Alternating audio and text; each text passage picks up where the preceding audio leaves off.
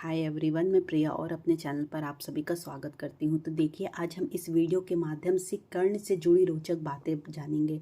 आप जानते हैं महाभारत में सूर्यपुत्र कर्ण थे, तो हम उनके बारे में जानेंगे कि एक्चुअली उनकी हिस्ट्री क्या थी और वो कितने महाबलशाली थे। चलिए देखिए, कर्ण के पिता शूर और माता कुंती थी, पर उनका जो पालन था वो एक रथ चलाने वालों ने किया था, इसलिए वे सूत पुत्र कहलाएं और इसी कारण उन्हें वो सम्मान नहीं मिला जिसके वे अधिकारी थे। इस लेख में आज हम महारथी कर्ण से संबंधित कुछ रोचक बातें जानेंगे और मैं आपको इस वीडियो के माध्यम से बहुत ही अच्छे से एक्सप्लेन करने की कोशिश करूँगी। चलिए, तो अच्छा, आप क्या जानते हैं कि क्यों नहीं चुना था द्रौपदी ने कर्ण को अपना पति? तो देखिए, कर्ण द्रौपदी को पसंद करता था और उसे अपनी पत्नी बनाना चाहता था। साथ ही द्रौपदी भी कर्ण से बहुत प्रभावित थी और उसकी तस्वीर देखते ही वह निर्णय ले चुकी थी कि वह स्वयंवर में उसी के गले में वरमाला डालेगी। लेकिन फिर भी उसने ऐसा नहीं किया, क्योंकि द्रौपदी और कर्ण दोनों एक दूसरे से विवाह तो करना चाहते थे, लेकिन सूत पुत्र होने की वजह से वह विवाह नहीं हो पाया। नियति ने इन दोनों का विवाह नहीं होने दिया, जिसके परिणाम स्वरूप कर्ण पांडवों से नफरत करने लगा। द्रौपदी ने कर्ण के विवाह के प्रस्ताव को ठुकरा दिया, क्योंकि उसने अपने परिवार के सम्मान को बचाना था। क्या आप जानते हैं कि द्रौपदी के विवाह के प्रस्ताव को ठुकराने के बाद कर्ण ने दो विवाह किए थे? चलिए, आपको हम बताते हैं कि किन हालातों में और किससे कर्ण का विवाह हुआ था। तो देखिए, जो कर्ण थे तो अविवाहित रहते हुए भी कुंती ने कर्ण को जन्म दिया था। समाज के लांछनों से बचने के लिए उसने कर्ण को स्वीकार नहीं किया। कर्ण का पालन एक रथ चलाने वालों ने किया, जिसकी वजह से कर्ण को सूत पुत्र कहा जाने लगा। कर्ण को गोद लेने वाले और उसके पिता अधिरथ चाहते थे कि कर्ण विवाह करे। पिता की इच्छा को पूरा करने के लिए कर्ण ने रुशाली नाम की एक सूत पुत्री से विवाह किया। जो कर्ण की दूसरी पत्नी का नाम था, उसका नाम था सुप्रिया। सुप्रिया का जिक्र महाभारत की कहानी पे ज़्यादा नहीं किया गया है। रुशाली और सुप्रिया के कर्ण के 9 पुत्र थे: वृषशेन, वृषकेतु, चित्रसेन, सत्यसेन, सुषेण, शत्रुंजय, द्विपाद, प्रसेन और वनसेन। कर्ण के सभी पुत्र महाभारत के युद्ध में शामिल हुए, जिनमें से 8 वीरगति को प्राप्त हो गए। प्रसेन की मौत सत्यादि के हाथों हुई। शत्रुंजय, वृषसेन और द्विपाद की अर्जुन, वनसेन की भीम, चित्रसेन और सत्यसेन, सुसेन की नकुल के द्वारा मृत्यु हुई थी। वृषकेतु एकमात्र ऐसा पुत्र था जो जीवित रहा। कर्ण की मौत के पश्चात उसकी पत्नी रुशाली उसकी चिता में ही सती हो गई थी। महाभारत के युद्ध के पश्चात जब पांडवों को यह बात पता चली कि कर्ण उन्हीं का ज्येष्ठ था, तो उन्होंने कर्ण के जीवित पुत्र वृषकेतु को इंद्रप्रस्थ की गद्दी सौंपी थी। अर्जुन के संरक्षण में वृषकेतु ने भी कई युद्ध लड़े थे। क्या आप जानते हैं कि श्री कृष्ण ने ही क्यों किया कर्ण का अंतिम संस्कार अपने ही हाथों से? तो देखिए, जब कर्ण मृत्युशैया पर थे, तब कृष्ण उनके पास उनके दानवीर होने की परीक्षा लेने आए। कर्ण ने कृष्ण से कहा कि उनके पास देने के लिए कुछ भी नहीं। ऐसे में कृष्ण ने उनसे उनका सोने का दांत मांग लिया। कर्ण ने अपने समीप पड़े पत्थर को उठाया और उसने अपना दांत तोड़कर कृष्ण को दे दिया। कर्ण ने एक बार फिर अपने दानवीर होने का प्रमाण दिया, जिससे कृष्ण काफ़ी प्रभावित हो गए। कृष्ण ने कर्ण से कहा कि उनसे कोई भी वरदान मांग सकते हैं। तब कर्ण ने कृष्ण से कहा कि एक निर्धन सूत पुत्र होने की वजह से उनके साथ बहुत ज़्यादा छल हुए हैं। अगली बार जब कृष्ण धरती पर आए, तो पिछड़े वर्ग के लोगों को जीवन को सुधारने के लिए प्रयत्न करें। इसके साथ कर्ण ने 2 और वरदान मांगे। क्या? दूसरे वरदान के रूप में कर्ण ने यह मांगा कि अगले जन्म में कृष्ण उन्हीं के राज्य में जन्म ले, और तीसरे वरदान में उन्होंने कृष्ण से कहा कि उनका अंतिम संस्कार ऐसे स्थान पर होना चाहिए जहाँ कोई पाप न हो। पूरी पृथ्वी पर ऐसा स्थान नहीं होने के कारण कृष्ण ने अंतिम संस्कार अपने ही हाथों पर किया। इस तरह दानवीर कर्ण मृत्यु के पश्चात साक्षात वैकुंठ धाम को ही प्राप्त हो गए थे। चलिए, आज हम आपको कर्ण की 10 अनकही बातें बताएंगे, जिसे आप जानकर चौंक जाएंगे। तो देखिए, क्या हुआ था कि दुर्वासा ऋषि के वरदान से कुंती ने सूर्य का आवाहन करके कौमार में ही कर्ण को जन्म दे दिया था, बट लोक लाज भय से कुंती ने उसे नदी में बहा दिया था। बाद में गंगा किनारे हस्तिनापुर के सारथी अधिरथ को कर्ण मिला और उस बालक को वे अपने घर ले गए। कर्ण को अधिरथ की पत्नी राधा ने पाला, इसलिए कर्ण को राधे भी कहते हैं। अंग देश के राजा कर्ण की पहली पत्नी का नाम वृषाली था, जैसे कि मैंने अभी आपको बताया, और उनके उनके वृषाली के उनके अपने 3 पुत्र थे, वृषसेन, सुषेण, वृषकेत। और दूसरी सुप्रिया थी, जो कि उनके पुत्र थे चित्रसेन, सुशर्मा, प्रसेन और भानुसेन नामक 3 पुत्र थे। माना जाता है कि सुप्रिया को ही पद्मावती और पुनरुवी भी कहा गया है। चलिए, तो मैं आपको कर्ण का पहला रहस्य बताती हूँ। हालांकि यह कथा मान्यता पर आधारित है। कहते हैं कि द्रौपदी को महारथी कर्ण से प्रेम था और कर्ण को ही द्रौपदी पसंद थी। स्वयंवर में कर्ण भी गए थे।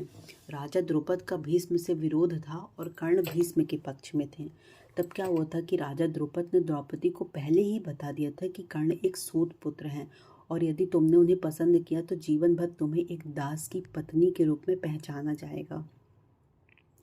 स्वयंवर में निराश द्रौपदी ने एक कठिन निर्णय लेते हुए भरी सभा में कर्ण को एक सूत पुत्र कहकर अपमानित किया था। फिर भी चीरहरण के दौरान द्रौपदी को कर्ण से उम्मीद थी, लेकिन कर्ण ने अपने अपमान को याद कर वहां द्रौपदी की कोई भी सहायता नहीं की। बाद में भीष्म पितामह मृत्युशैया पर लेटे थे, तब कर्ण ने उनसे कहा कि द्रौपदी को वो चाहते थे। यह बात द्रौपदी ने भी सुनी और पहली बार द्रौपदी को भी पता चला कि कर्ण भी मुझसे प्रेम करते हैं। अब उनका जो रहस्य, दूसरा रहस्य क्या था कि दुर्योधन की पत्नी का नाम भानुमति था। कहते हैं कि भानुमति का कर्ण के साथ बहुत ही अच्छा संबंध हो चला था। दोनों एक दूसरे के साथ मित्र की तरह रहते थे। कर्ण और दुर्योधन की पत्नी भानुमति एक बार शतरंज खेल रहे थे, तो इस खेल में जो कर्ण था वो जीत रहा था। तभी भानुमति ने दुर्योधन को आते देखा और खड़े होने की कोशिश की, तो दुर्योधन के आने के बारे में कर्ण को नहीं पता था। इसलिए जैसे ही भानुमति ने उठने की कोशिश की तो कर्ण ने पकड़कर बिठाना चाहा। तब भानुमति के बदले उन्हें मोतियों की माला कर्ण के हाथ में आकर टूट गई। दुर्योधन तब तक कमरे में आ चुका था, तो दुर्योधन को देखकर भानुमति और कर्ण दोनों डर गए कि दुर्योधन को कहीं कुछ गलत शक ना हो जाए। परंतु दुर्योधन को कर्ण पर बहुत विश्वास था। उसने सिर्फ इतना कहा कि मोतियों को उठा ले और जिस उद्देश्य से आया था उस संबंध में कर्ण से चर्चा करने लगे। इस विश्वास के चलते ही कर्ण गलत समझ लिए और जान से बच गए। चलिए, अब कर्ण के बारे में एक तीसरा रहस्य भी था। कहते हैं कि एक बार कुंती कर्ण के पास गई और उसने पांडवों की ओर से लड़ने का आग्रह करने लगी। कर्ण को मालूम था कि कुंती मेरी माँ है। कुंती ने लाख समझाने पर कर्ण नहीं माने और कहा कि जिनके साथ मैंने अभी तक अपना सारा जीवन बिताया है उसके साथ मैं विश्वासघात नहीं कर सकता। तब कुंती ने कहा कि क्या तुम अपने भाइयों को मारोगे? इस पर कर्ण ने बड़े ही दुविधा की स्थिति में वचन दिया कि माते, तुम जानती हो कि कर्ण ने यहाँ याचक बनकर आया। कोई भी खाली हाथ नहीं जाता, अतः मैं तुम्हें वचन देता हूँ कि अर्जुन को छोड़कर मैं अपने अन्य भाइयों को पर अस्त्र शस्त्र नहीं उठाऊंगा। चौथा रहस्य ये भी था कि कर्ण की शक्ति अर्जुन और दुर्योधन से कम नहीं थी। उसके पास इंद्र द्वारा दिया गया अमोघास्त्र था, जिससे इंद्र ने कवच और कुंडल के बदले में दिया था। कहते हैं कि उस वक्त इंद्र ने कहा था कि तुम इसका प्रयोग केवल एक ही बार कर सकते हो और जिस पर चलाया जाए वह निश्चित ही मारा जाएगा। तो कर्ण ने इस अमोघ अस्त्र का प्रयोग उसने दुर्योधन के कहने पर भीमपुत्र घटोत्कच पर किया था, जबकि वह इसका प्रयोग अर्जुन पर करना चाहता था। यह एक ऐसा अस्त्र था जिसका वार कभी खाली नहीं जा सकता, लेकिन वरदान अनुसार इसका प्रयोग केवल एक ही बार किया जा सकता था। फिर दूसरा रहस्य ये था कि कहते हैं कि भगवान श्री कृष्ण, कर्ण और द्रौपदी के शरीर में समानता थी। कृष्ण की मांसपेशियां मृदु परंतु युद्ध के समय विस्तृत हो जाती थी, इसलिए सामान्यतः लड़कियों के समान दिखने वाला उसका शरीर युद्ध के समय अत्यंत कठोर दिखाई देने लगता था। यही खासियत द्रौपदी और कर्ण के शरीर में भी थी। इसका मतलब यह है कि ये तीनों लोग वक्त के साथ अपने शरीर में कोमल और कठोरतम बना लेते थे। फिर दूसरा ये भी रहस्य था कि कहते हैं कि एक बार कर्ण ने अपना यौवन ही दान दे दिया था।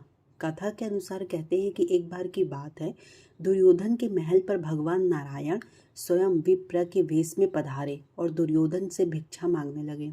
तब दुर्योधन के द्वार पर आकर एक विप्र ने अलग जगाई, नारायण हरि भिक्षाम देहि। तब दुर्योधन ने स्वर्ण आदि देकर विप्र का सम्मान करना चाहा, तो विप्र ने कहा कि हे राजन, मुझे यह सब नहीं चाहिए। तब दुर्योधन ने आश्चर्य से पूछा, तो फिर महाराज कैसे पधारे? तब विप्र ने कहा कि मैं अपनी वृद्धावस्था से दुखी हूँ, मैं चारों धाम की यात्रा करना चाहता हूँ, जो युवा अवस्था के स्वस्थ शरीर के बिना संभव नहीं है। इसलिए यदि आप मुझे दान देना चाहते हैं तो यौवन दान दे दीजिए। तब दुर्योधन बोला, भगवान, मेरे यौवन में मेरे सहधर्मिणी का अधिकार है, आज्ञा हो तो उनसे पूछाऊँ। तो विप्र ने सिर हिला दिया। दुर्योधन अंतःपुर में गए और मुंह लटकाए लौट आए। तो विप्र ने दुर्योधन के उत्तर की प्रतीक्षा नहीं की, वे स्वतः ही समझ गए और वहां से चले गए। उसके बाद उन्होंने सोचा कि वह महादानी कर्ण के पास चले जाएं। तो कर्ण के द्वार पहुंचकर विप्र ने अलग जगाई भिक्षाम देहि।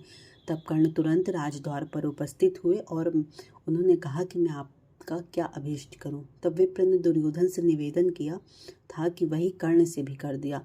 तो कर्ण उस विप्र की प्रतीक्षा करने की विनय करके पत्नी से परामर्श करने अंदर चला गया, लेकिन पत्नी ने कोई नानुकुल नहीं किया। वह बोली, महाराज, दानवीर को दान देने के लिए किसी से पूछने की जरूरत क्यों आ पड़ी? आप उस विप्र को निसंकोच यौवन दान कर दें। कर्ण ने अविलंब यौवन दान की घोषणा कर दी। तब विप्र के शरीर से स्वयं भगवान विष्णु प्रकट हो गए, जो दोनों की परीक्षा लेने के लिए आए थे। फिर उसके बाद का यही रहस्य है कि कर्ण दान करने के लिए काफ़ी प्रसिद्ध था। कहते हैं कि कर्ण जब युद्ध क्षेत्र में आखिरी सांस ले रहा था, तब भगवान कृष्ण ने उनकी दानशीलता की परीक्षा लेनी चाहिए। वह गरीब ब्राह्मण बनकर कर्ण के पास गए और कहा कि तुम्हारे बारे में काफ़ी सुना है और तुमसे मुझे अभी कुछ उपहार चाहिए। तो कर्ण ने उत्तर में कहा कि आप जो भी चाहें मांग लें। तब ब्राह्मण ने सोना मांगा। तो कर्ण ने कहा कि सोना तो उसके दांत में है और आप इसे ले सकते हैं। ब्राह्मण ने जवाब दिया कि मैं इतना कायर नहीं हूँ कि तुम्हारे दांत तोड़ूं। कर्ण ने तब एक पत्थर उठाया और अपने दांत तोड़ दिए। ब्राह्मण ने इसे भी लेने से इनकार करते हुए कहा कि खून से सना हुआ यह सोना वे नहीं ले सकते। कर्ण ने उसके बाद एक बाण उठाया और आसमान की तरफ चलाया। इसके बाद बारिश होने लगी और दांत धुल गया। कहते हैं कि उस काल में द्रोणाचार्य, परशुराम और वेद व्यास को भी ब्रह्मास्त्र चलाना और किसी के द्वारा ब्रह्मास्त्र का प्रयोग किए जाने पर उसे असफल कर देना याद था। जब द्रोणाचार्य ने कर्ण को ब्रह्मास्त्र विद्या सिखाने से इनकार कर दिया था, तब वे परशुराम के पास पहुंच गए। परशुराम ने प्रण लिया था कि वे इस विद्या को किसी ब्राह्मण को ही सिखाएंगे, क्योंकि इस विद्या के दुरुपयोग का खतरा बढ़ गया था। कर्ण यह सीखना चाहता था कि उसने परशुराम के पास पहुंचकर खुद को ब्राह्मण का पुत्र बताया और उसने यह विद्या सीख ली। फिर एक दिन जंगल में परशुराम जी कर्ण की गोद में सिर रखकर गहरी नींद में सो रहे थे। तभी कहीं से एक कीड़ा आया और वह कर्ण की जांघ पर डंक मारने लगा। कर्ण की जांघ पर घाव हो गया, लेकिन परशुराम की नींद खुल जाने से भय से वह चुपचाप बैठा रहा। घाव से खून बहने लगा। बहते खून ने जब परशुराम को छुआ तो उसकी नींद खुल गई। उन्होंने कर्ण से पूछा कि तुमने उस कीड़े को हटाया क्यों नहीं? कर्ण ने कहा कि आपकी नींद टूटने का डर था, इसलिए। परशुराम ने कहा कि किसी ब्राह्मण में इतनी सहनशीलता नहीं हो सकती, तुम जरूर कोई क्षत्रिय हो, सच सच बताओ। तब कर्ण ने सच बता दिया। तो क्रोधित परशुराम ने कर्ण को उसी श्रम में श्राप दिया कि तुमने मुझसे जो भी विद्या सीखी है वह झूठ बोलकर सीखी है, इसलिए जब भी तुम्हें इस विद्या की सबसे ज़्यादा आवश्यकता होगी तब तुम इसे सब कुछ भूल जाओगे, कोई भी दिव्यास्त्र का प्रयोग नहीं कर पाओगे। और हुआ भी यही। जब परशुराम को जब ब्रह्मास्त्र की ज़रूरत पड़ी थी तो वे वो विद्या ही भूल गए थे। कहते हैं कि परशुराम के आश्रम से शिक्षा ग्रहण करने के बाद कर्ण वन में भटक रहे थे। इस दौरान वे शब्द भेदी विद्या सीख रहे थे। एक दिन जब वे इस विद्या का अभ्यास कर रहे थे, तब उन्होंने एक गाय के बछड़े को अन्य वन्य पशु समझकर शब्द भेदी बाण चला दिया और उस बाण से बछड़ा मारा गया।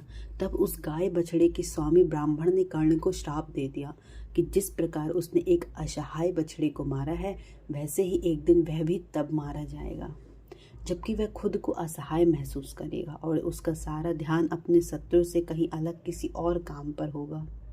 हुआ भी यही। जब कर्ण का अर्जुन से घोर युद्ध चल रहा था, तब उसने रथ का पहिया बार बार भूमि में धंस जाता था और वह उसे निकालकर फिर से युद्ध करने लगता था।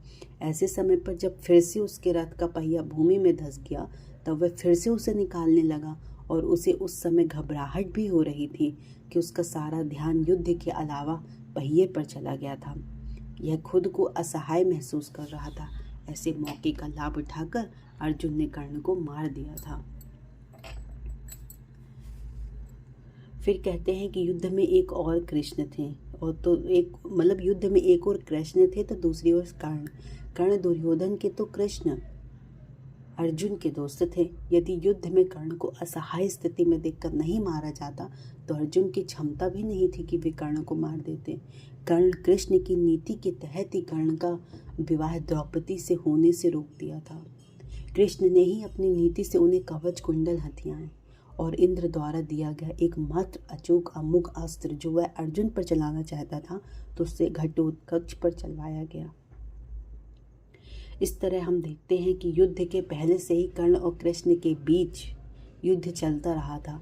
वो कृष्ण ही थे जिनकी ऐन वक्त पर नीति के तहत ही कर्ण को यह बताया गया था कि कुंती ही तुम्हारी माँ है, लेकिन युधिष्ठिर और अर्जुन को इस बात का ज्ञात नहीं था कि कर्ण हमारा भाई है। यदि युधिष्ठिर को यह पता चलता कि कर्ण मेरा बड़ा भाई है तो वह राजपाट की लड़ाई नहीं लड़ते, बल्कि कर्ण को ही राजा बनाने की लड़ाई लड़ने लगते।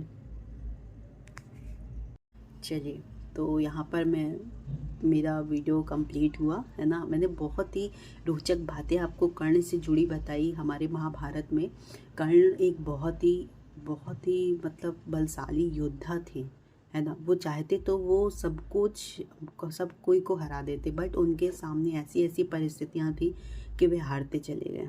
चलिए, आई होप आपको वीडियो पसंद आया होगा, तो ज़्यादा से ज़्यादा लोगों तक शेयर करें और मेरे चैनल को सब्सक्राइब भी करें। Thank you, bye bye. मैं मिलती हूँ कल एक नए नेक्स्ट वीडियो के साथ।